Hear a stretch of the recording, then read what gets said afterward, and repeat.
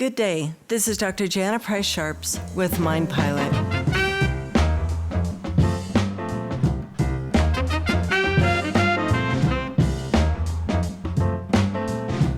So you're stuck.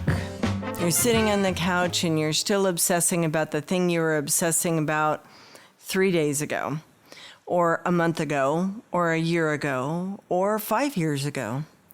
Your brain keeps going back to it. No matter what you tell your brain, it keeps popping up. And you're having a heck of a time letting go of it. So what do? I want you to think about your brain differently. Think about your brain as being your early warning system, but it's also the system that lets you know that you have unfinished business. So what does unfinished business look like? Well, it could be, an old relationship that you're still upset about.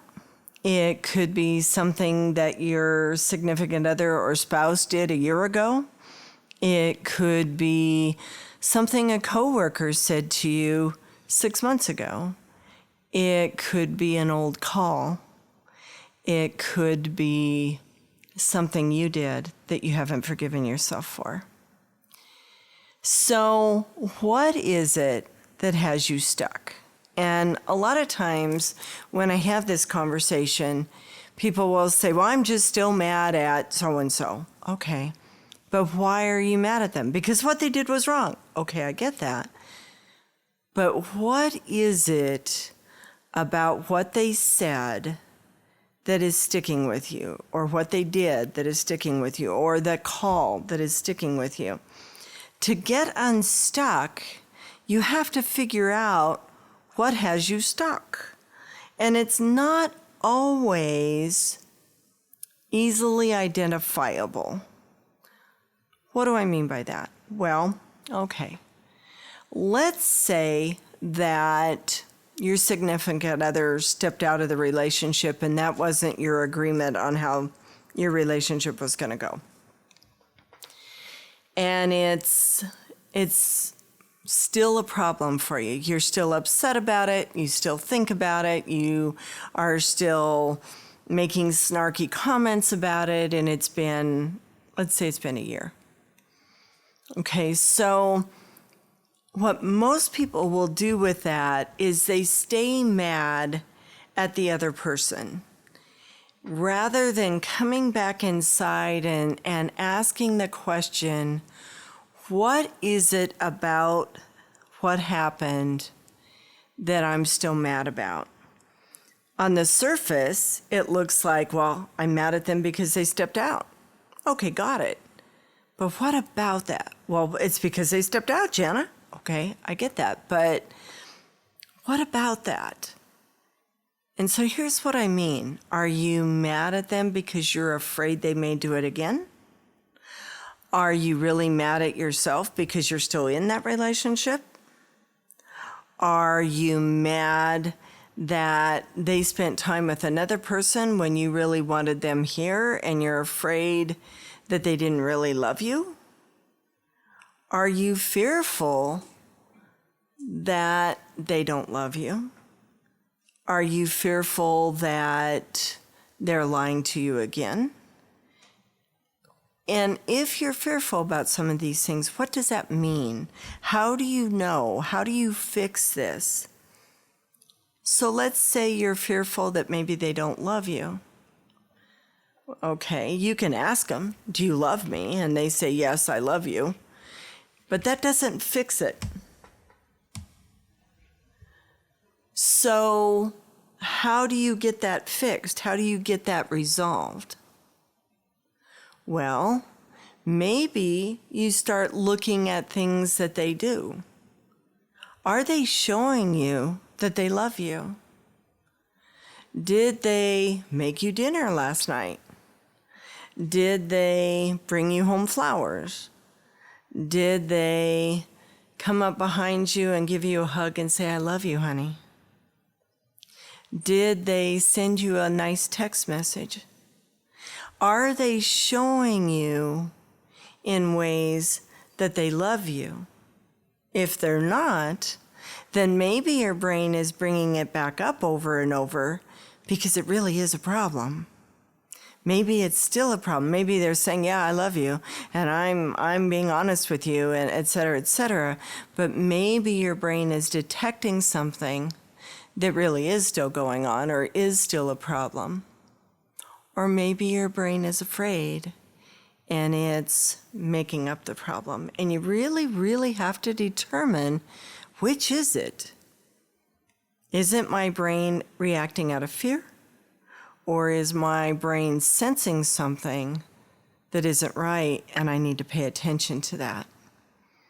Because a lot of times we see what we want to see. And I know that sounds kind of weird, but hang in there with me.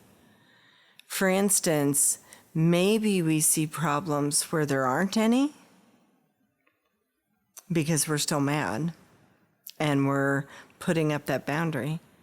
Or maybe we don't want to see the problems and there really are problems. How do you deal with that? You have to take that step back and really look at the situation and ask yourself, do I have evidence that this person loves me? Do I have the evidence that this person is not loving me and I'm being used? You need to really think about it cognitively, not emotionally. So how about events that keep coming up? And I've put this in other podcasts in different ways, but when the brain keeps bringing things up, it's because the brain is not finished with it. What we tend to do is just try and tell the brain to shut up. And I don't know about you, but in general, that doesn't work for most people. What the brain does is it just keeps popping things up over and over and over again. But you have to ask, why is the brain bringing that up? What is unfinished about that event that I need to gain some closure with? Maybe it's something somebody said to you that hurt your feelings. Is that somebody you can go back and talk to about the situation? It could be just as simple as, hey, you know what? That comment the other day, it really bothered me.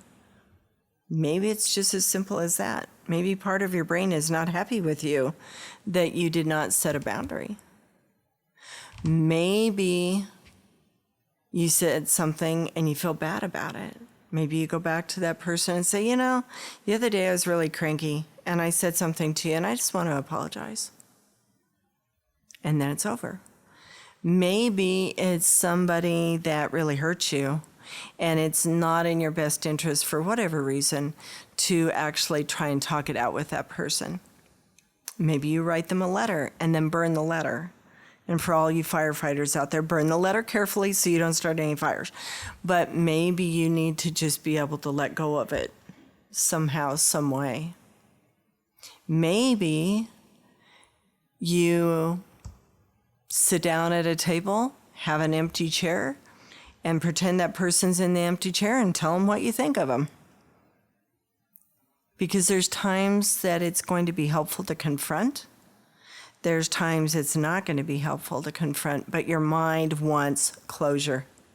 Give the brain closure. I know these sound like kind of weird ways to get closure, but if something keeps popping up, you need to have closure. If it's an old call, we have a couple of different podcasts on how to close out old calls. Listen to those. Because if old calls keep popping up, it means your brain is thinking that call is not over and you need to get it closed out. Because the past is in our rearview mirror. It is done, it is gone, and it's not fixable. All you can do is make a plan for the future. So God forbid that situation ever happens again. You have a plan and you know exactly what you're going to do. The past is the past, and somehow, some way, you have to give your brain closure. And there's a number of ways to do that.